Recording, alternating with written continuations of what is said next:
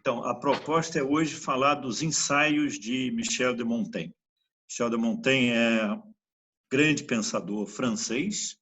Eu digo pensador, né? Porque há toda uma controvérsia, e houve na época, inclusive, se Montaigne é um filósofo, ou um literato, ou o quê. Eu, particularmente, acho que ele é um filósofo. Ele é alguém que exatamente desenvolve um novo estilo de fazer filosofia através dos seus ensaios. Então, eu vou falar dos ensaios, então, praticamente a única obra de Montaigne. Ele escreveu também, ou publicou um pouco mais tarde, um diário de viagens que ele fez à Itália, à Suíça, parte da França, mas essa é uma obra, realmente um diário de viagem, né? Ele foi buscar estações de cura, sofrer pedras nos rins e sofria muito com isso, então foi buscar estações de cura e levou quase 2 anos viajando. Mas é um relato de viagem com reflexões muito interessantes e tudo um relato de viagem.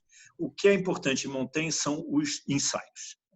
E Montaigne escreveu os ensaios ao longo de vários anos, a primeira edição de 1580, ele teria começado a escrever nos anos 70, início dos anos 70, relutou se publicaria, como é que publicaria, ele mesmo relata isso várias vezes, essas hesitações, que são um pouco figura de retórica, né? É verdade que os ensaios foram escritos para serem publicados. E, aliás, tiveram 3 edições, 1580, 1588, com acréscimos e correções, e depois 1595, já após a morte de Montaigne, devido à colaboração dele com assim chamada sua herdeira intelectual, a Marie de Gournay. Foi ela que fez a revisão e havia começado já a trabalhar com o próprio Montaigne no texto, e então, em 1595, já 3 anos após a morte de Montaigne, saiu a última edição, e com várias alterações, em princípio feitas com Montaigne e juntamente com Marie de Gournay. Mas há muita controvérsia sobre isso. A edição considerada mais canônica é, de fato, a de 1588, e hoje existe um grande projeto Montaigne na Universidade de Chicago. Curiosamente, foi para Chicago um professor francês chamado Philippe Desan.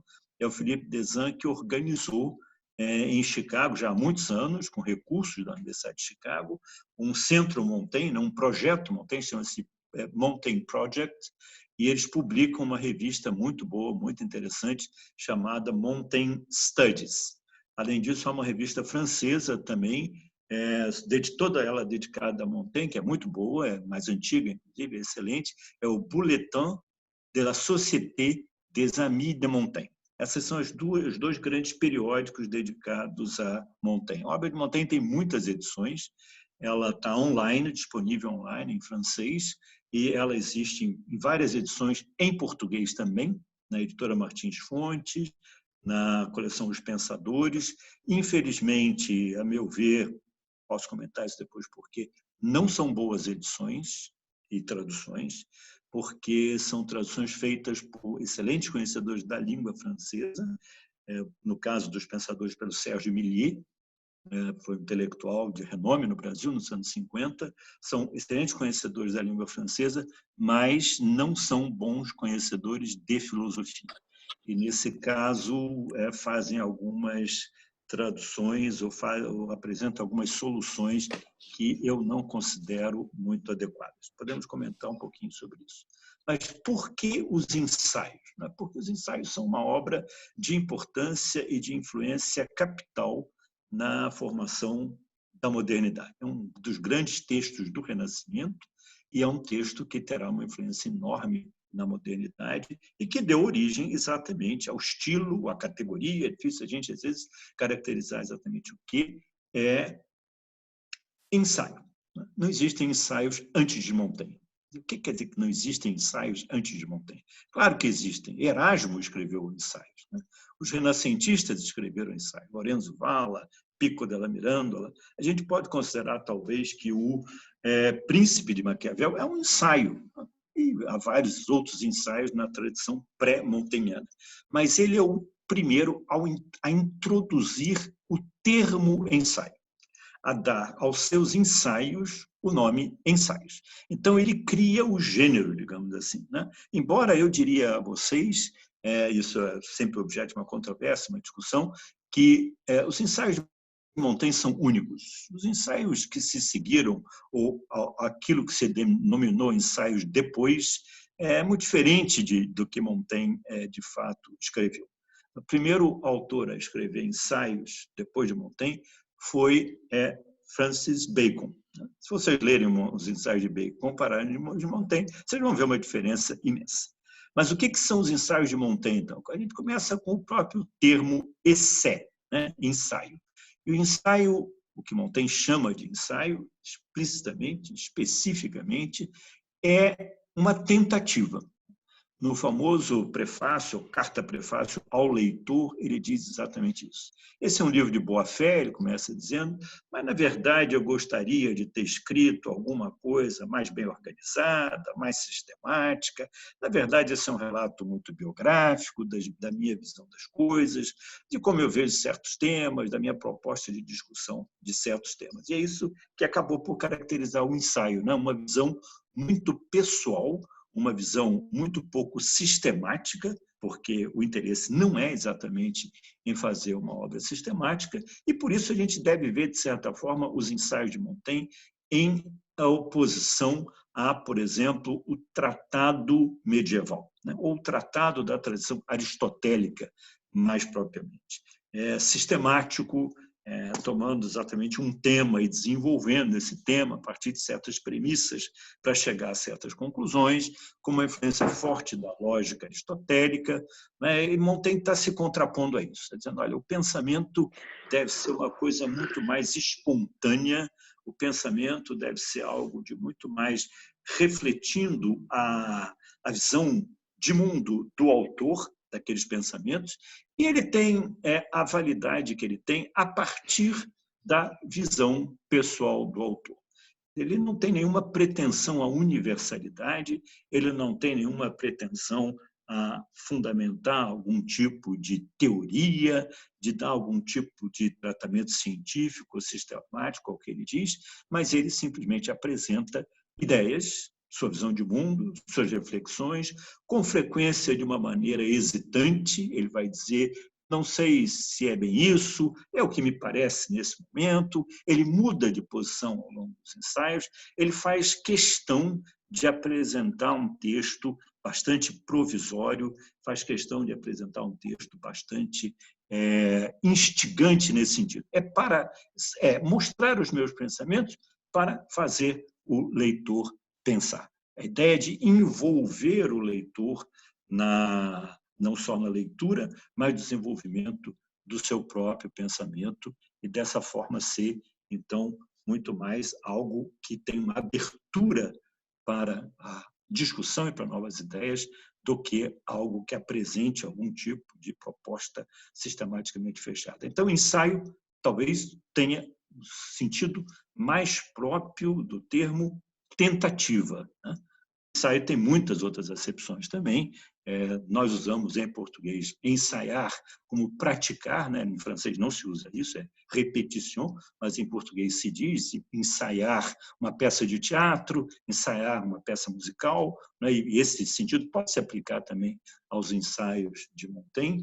Então, o ensaio tem esse espírito, e foi isso que Montaigne quis dar ao escrever os ensaios. Então, há uma coisa muito interessante nos ensaios, porque ele insiste nesse plural, ensaios, e alerta o leitor, cuidado, não leia ensaios separadamente, não leia este ensaio ou aquele ensaio, coisa que todos nós fazemos, é claro, não tem jeito. Montaigne nos alerta para não fazer isso, mas nós acabamos fazendo, porque nós olhamos os temas e olhamos e procuramos aquilo que nos interessa mais. Mas Montaigne está alertando para que esse trabalho dos ensaios, é um trabalho em que uma ideia leva a outra e um tema está relacionado com o outro.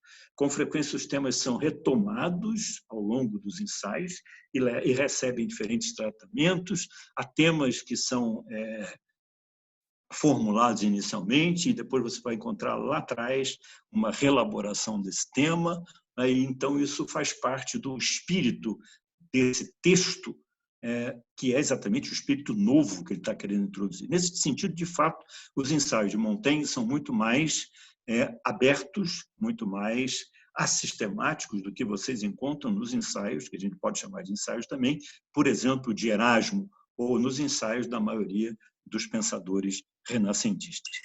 Então, a gente pode dizer aí, correndo o risco de ser totalmente anacrônico, que os ensaios são quase que um texto pós-moderno. Né? Se a gente pensar na desconstrução em Derrida, se a gente pensar no descentramento do sujeito do texto que Derrida também propõe, está aí Montaigne. Né? Eu diria que Montaigne é uma figura derridiana, muito antes, evidentemente, séculos de Derrida, e sei lá que influência ele teria tido em Derrida, ou não teria, eu não conheço bem o pensamento de Derrida para falar sobre isso. Mas é certamente um autor pós-moderno, antes da modernidade.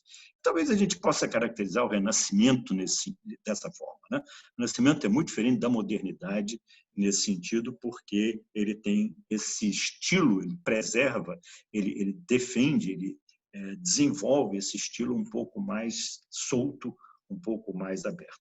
São 107 ensaios, que variam do ponto de vista do tamanho, desde ensaios de uma página até ensaios de 100 e poucas páginas. O mais longo dos ensaios é a Apologia de Raymond Sebon. Eu vou começar falando sobre a Apologia de Raymond Sebon, porque ela é um pouco a obra, o texto que dá origem aos ensaios, que é muito marcante nos ensaios. E aí, a partir daí, eu posso comentar a visão filosófica que Montaigne vai tentar desenvolver nos ensaios. Eu acho que Montaigne é um filósofo.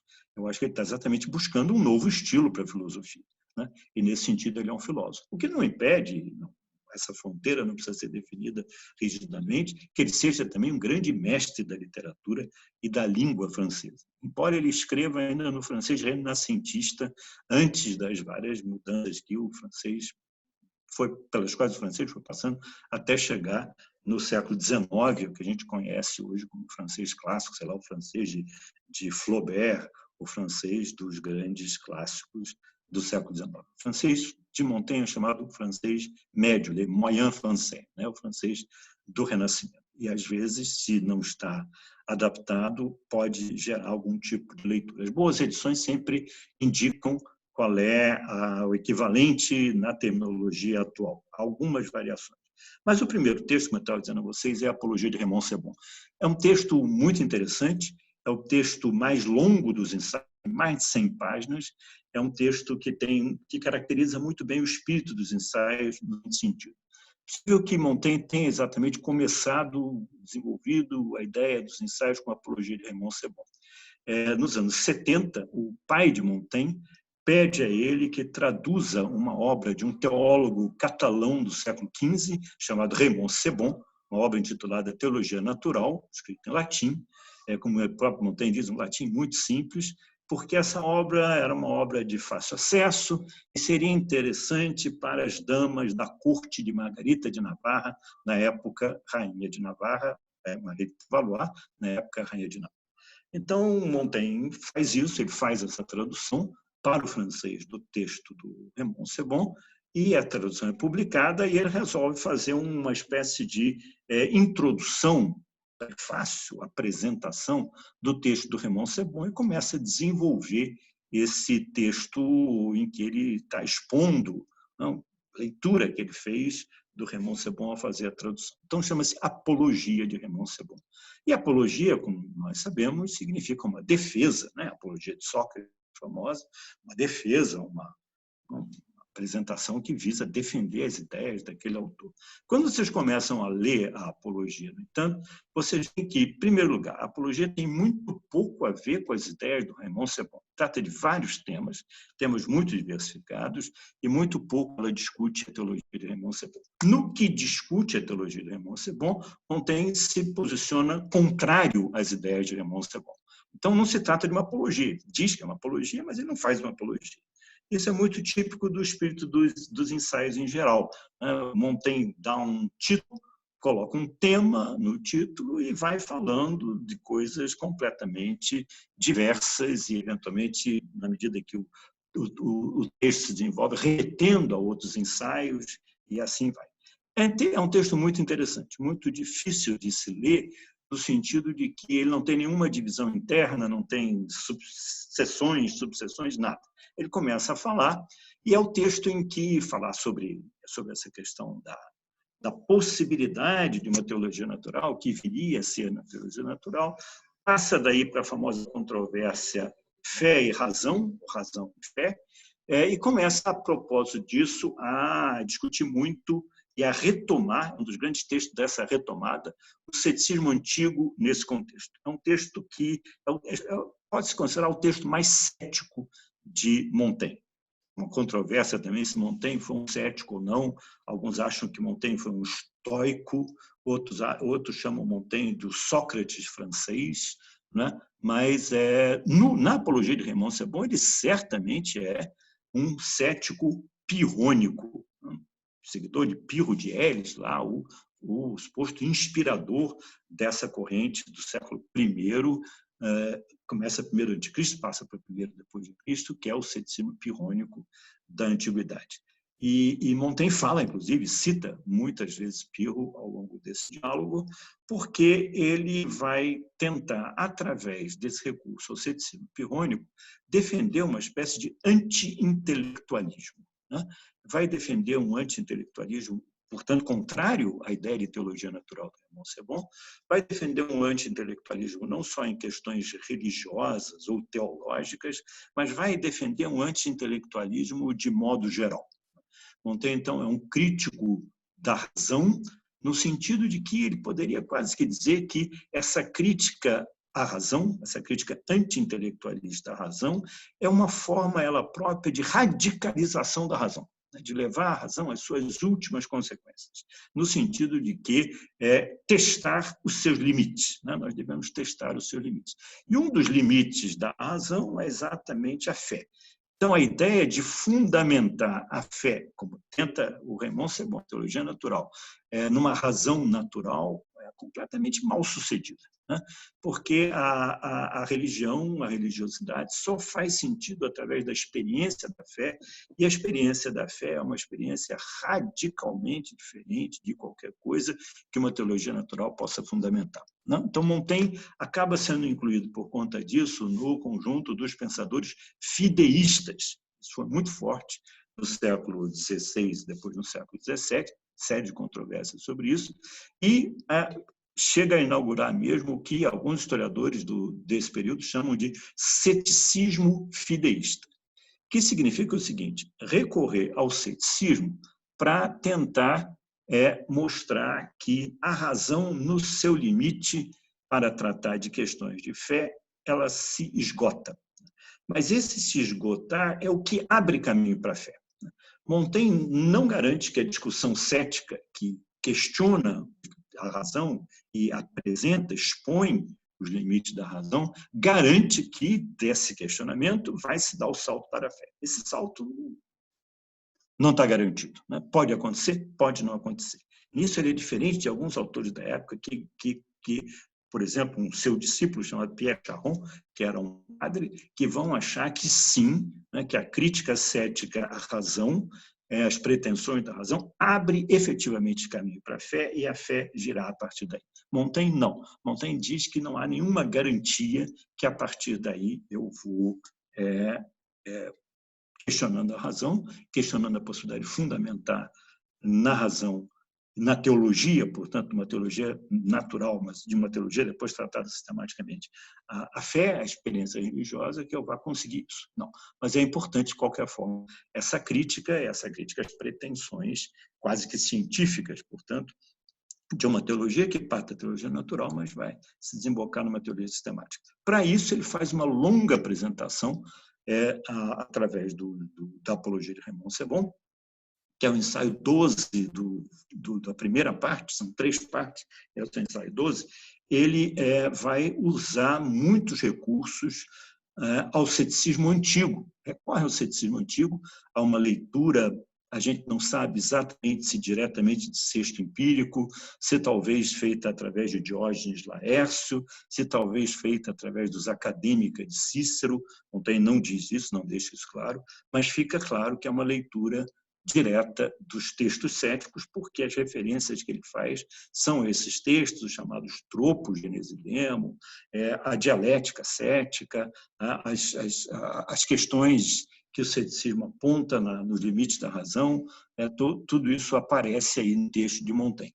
E, por sua vez, essa apresentação que Montaigne faz do ceticismo antigo, ela foi muito importante na retomada do ceticismo antigo no período moderno, porque, possivelmente, muitos autores que se interessaram pelo ceticismo se interessaram a partir da leitura de Montaigne, e a gente imagina que alguns tenham ficado até só na leitura de Montaigne mesmo, não tenham ido diretamente às fontes céticas. Então, há uma longa apresentação do ceticismo antigo, os tropos de Genesidemo, principalmente, que questionam os limites da possibilidade humana de conhecer, que tem uma importância epistemológica muito grande, aparecem lá, comparação do homem com os animais, as questões que vão ser discutidas sobre a relatividade do conhecimento, inclusive a relatividade dos costumes que influencia a possibilidade do conhecimento, estão colocadas lá, e o Montaigne faz uma apresentação em que ele próprio coloca muitas coisas em questão a partir da visão dele, e ele mesmo diz, com frequência ele vai dizer, não sei se isso aqui entende bem, parece-me que esse é o argumento, mas talvez possa ser lido de outras maneiras, e por aí afora vai. Então, isso é muito interessante, porque tem o espírito, como Montaigne diz na carta prefácio ao autor, tem o espírito ao leitor, perdão, tem o espírito de convidar o leitor a pensar por si mesmo. Né? Olha, eu estou apresentando aqui, mas isso não é uma síntese do ceticismo antigo, não, do pyrrhonismo, isso é uma leitura que eu faço e que tem muito esse aspecto, para Montaigne, existencial. Né? Eu, ao ler, ao fazer essas leituras, isso me faz pensar sobre uma série de pressupostos meus, crenças minhas, ver que é preciso tomar tudo isso. Isso foi o que o grande historiador do ceticismo no período moderno, Richard Popkin, na história do ceticismo de Erasmo Spinoza, chama da crise pyrrhonienne. Ele vê em Montaigne o nouveau pyrrhonisme, um novo pyrrhonismo, e diz que Montaigne passa por uma crise pyrrhonienne, que seria um pouco essa crise existencial, como lidar com as nossas crenças, como lidar com o nosso contexto histórico, como viver essas questões todas. Aí é importante, evidentemente, chamar a atenção para o fato de que esse texto, escrito em 1570 e poucos, é escrito no auge da Guerra Civil na França. 1572 é o massacre de São Bartolomeu. Esse texto está sendo escrito mais ou menos nessa época, ou talvez um pouquinho depois.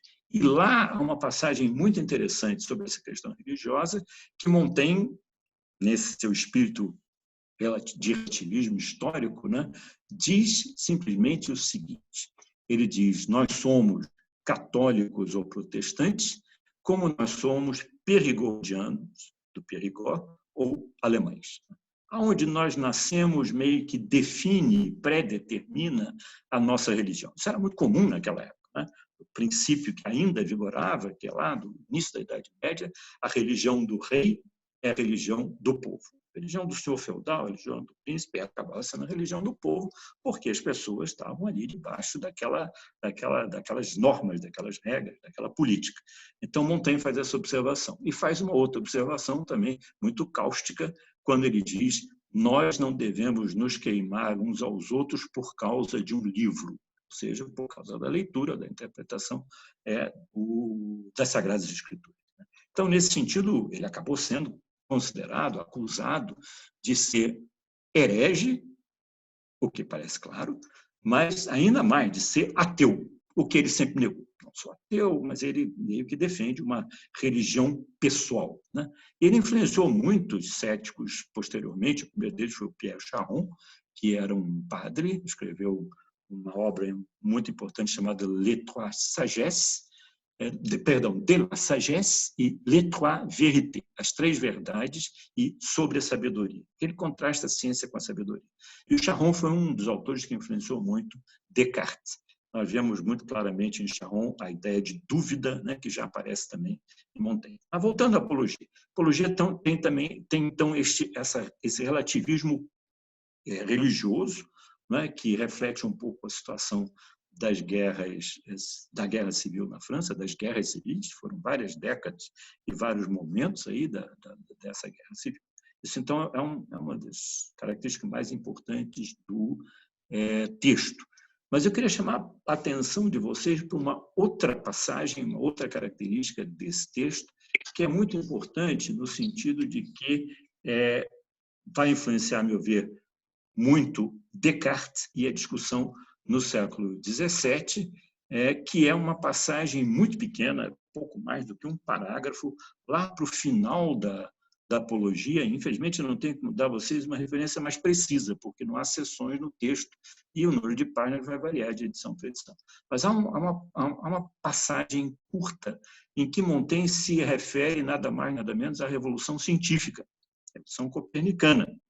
Está escrevendo em 1570 e poucos. A Revolução Copernicana é de apenas 3 décadas, 4 décadas, um pouco antes. Então, e Montaigne não era um cientista, não tinha nenhuma formação em física, em astronomia, matemática, nada disso. Ele é muito mais uma pessoa com formação humanística. Mas ele percebe aonde vai nos levar essa discussão inaugurada pela Revolução Científica Copernicana e que vai ser um dos grandes questionamentos da tradição científica antiga, dos modelos de cosmos de Platão e Aristóteles. É muito significativo que o que Copérnico está questionando, modelo geocêntrico, e está colocando como alternativa o modelo heliocêntrico, se encontra explicitamente defendido, formulado, pelo menos, em Platão e Aristóteles. Platão, ao final do Teteto, diz isso. Ele diz: Sócrates está dialogando com Teteto e Sócrates diz, então, a Teteto: então, Teteto, podemos dizer que isso é tão claro quanto o fato de que o Sol é o astro mais brilhante a girar em torno da Terra. E Aristóteles diz a mesma coisa no Tratado de Física, quando ele diz que o Sol, então, gira em torno da Terra. Então, é interessante que Copérnico, sem ter essa predição, Copérnico sempre se coloca como matemático, diz que antigos pitagóricos já tinham essa ideia, ele está atacando de frente 2 grandes filósofos da tradição, os 2 pilares da tradição filosófica, Platão e Aristóteles. E Montaigne está percebendo isso e tira daí uma conclusão muito interessante, porque o ceticismo moderno vai ter muito esse papel de crítico da tradição, de questionador das crenças da tradição, das teorias da tradição, da suposta ciência da tradição, e para abrir caminho para novas teorias, novas ciências. Mas Montaigne faz uma formulação mais radical ainda, porque Montaigne vai dizer: bem, a nossa geração está apontando o erro dos antigos. Essa formulação, erro dos antigos, é uma formulação crucial na epistemologia moderna. Nossa geração está apontando o erro dos antigos. Mas, quem sabe, as futuras gerações não apontarão os nossos erros, que, nesse momento, não ficam claros para nós, assim como os erros dos antigos não eram claros para eles.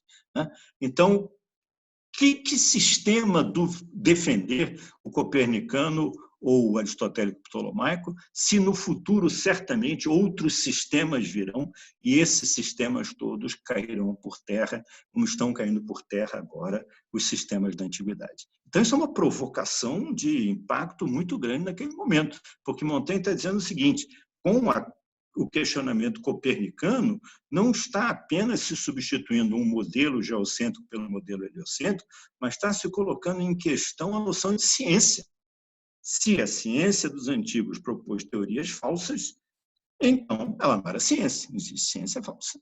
E, portanto, nós ainda estamos em busca do que é ciência.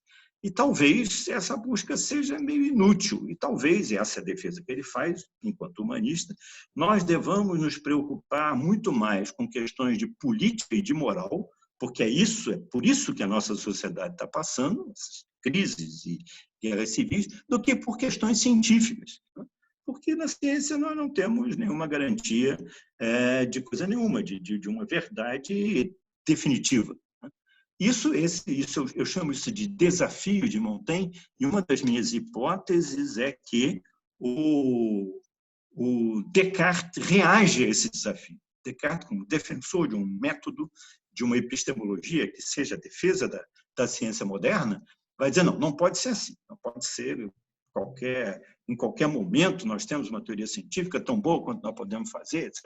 Não, nós temos que defender um caminho certo para a ciência. E depois o Kant retoma muito essa ideia, embora uma linha inteiramente diferente de Descartes. Mas não há esse relativismo histórico que Montaigne apresenta aí, não. Então, Montaigne é um filósofo que tem essa característica nos ensaios. Eu singularizei aí o Apologia de Raymond Sebon, podia ter mencionado alguns outros.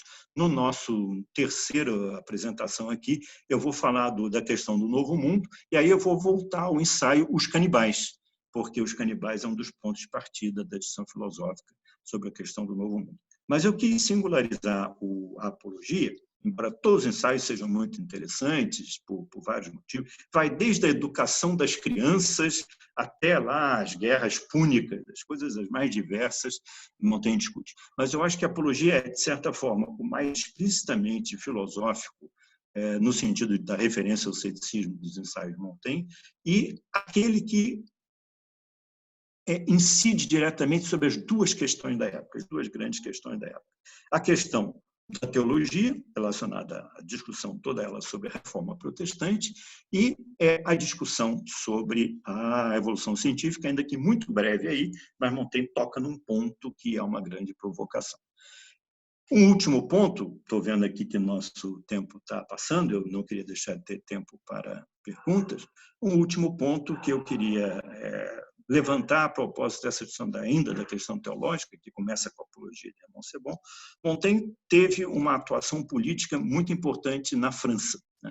Ele foi um dos defensores da tolerância religiosa, através da ideia de concórdia, de uma espécie de grande concórdia entre os campos dos protestantes e dos católicos, da maioria católica e das minorias protestantes, defendendo a ideia de que os protestantes deveriam ter liberdade de culto, não deveriam ser perseguidos, não deveriam ser punidos por uma questão religiosa, e no meio que a guerra civil na França era muito acirrada.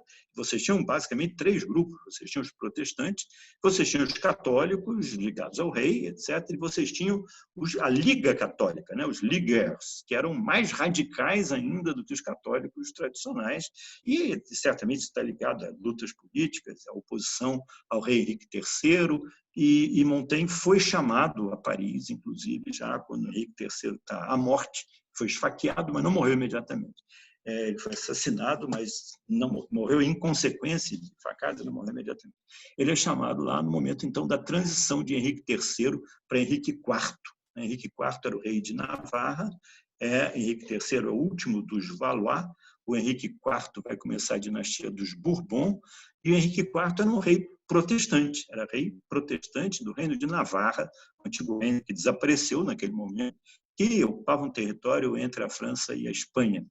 E Henrique de Navarra era descendente também colateral dos Valois, e ele é chamado, não havia mais descendentes diretos de Francisco I, ele é chamado a Paris para fazer uma transição, vai ser o herdeiro do trono. Ele casa-se com a irmã de Henrique III, com Margarita de Navarra, então, e ele vai fazer essa transição. Isso foi problemático, mas um dos acordos que é feito lá, e Montaigne teria ajudado a costurar esse acordo, é o famoso Edito de Tolerância, o Edito de Nantes, de 1598. Já foi promulgado após a morte de Montaigne, mas Montaigne teria sido um dos inspiradores desse Edito de Nantes, que dura até o século XVII, quando finalmente é revogado por Luís XIV. E esse edito foi muito importante para promover a paz, pelo menos a paz temporária, né, na França muito devastada por guerras civis. Então, Montaigne ele tinha um prestígio intelectual muito grande, e ele foi um dos articuladores dessa transição e desse processo de tolerância.